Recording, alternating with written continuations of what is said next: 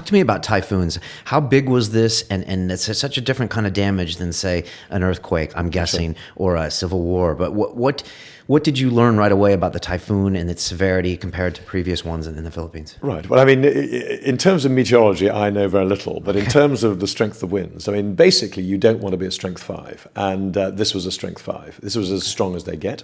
And as far as we were told, it was the strongest typhoon ever to have made landfall. We knew that it had made landfall not once, not twice, but actually 6 times.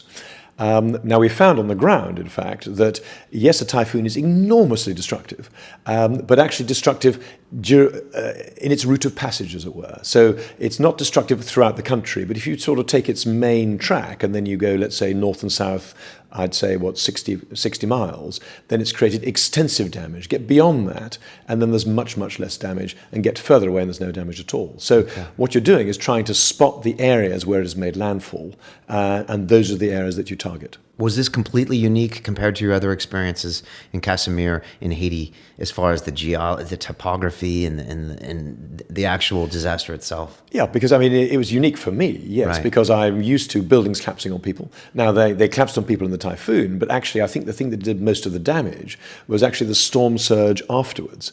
And so you're looking at a storm surge like a mini tidal wave, but you're many, many meters high, taking out all of this low-lying, coastal, rather ramshackle wooden accommodation. So that's really what did for people. And so it was more like, I suppose, the 2004 tsunami, where you find there's a lot of fatalities very near to the sea, and then you get a bit further inland and suddenly everybody's alive. And so, yes, you do have injuries, but a lot of fatalities. Okay. And logistically, can it be more helpful since a lot of the country is still working, as opposed to an earthquake when it must take out like all of Haiti and everything is dysfunctional? I mean, were there still parts of Philippines that could supply you with? Oh, yeah, so parts of the Philippines which were perfectly okay, but you remember, we've got to get to where the action is, and that was totally destroyed. So, for example, in the area we eventually chose, there was one runway. That runway was blocked anyway with debris. Even when the debris was closed, the runway was so small, you could only park 4 aircraft there. And so you've only got room for 4 aircraft at any one time. So you're flying day and night to try and get aid in. Wow. All right. So take us to Manila. You're in Manila. You land. You're getting briefings on where you're going to go. What happens next? Well, you get to Manila and you think, actually, what's all the fuss about? Because Manila is a fantastic city, and you look out the window and you think, surely there's no disaster.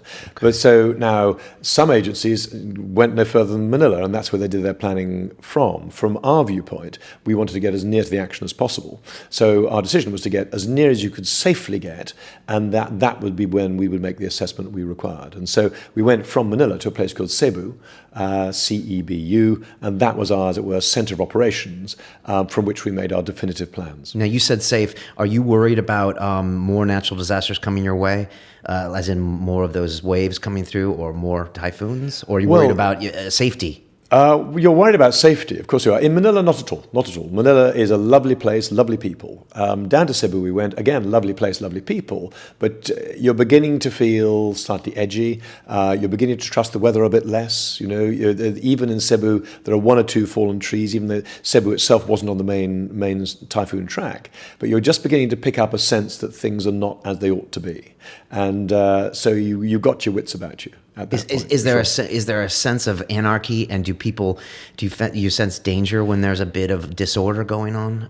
Well, in Cebu, there was no sense of that at all. Okay. Once you went from Cebu onwards, yes, you began to get that feeling for sure. And so what we basically decided in Cebu was there would then be, we divide into 2, and one party would, as it were, reconnoiter the local area. Let's go 60 or 70 miles away and see what there was there. And another party would work out were there any other ways in which we could maximize the aid we'd come to provide.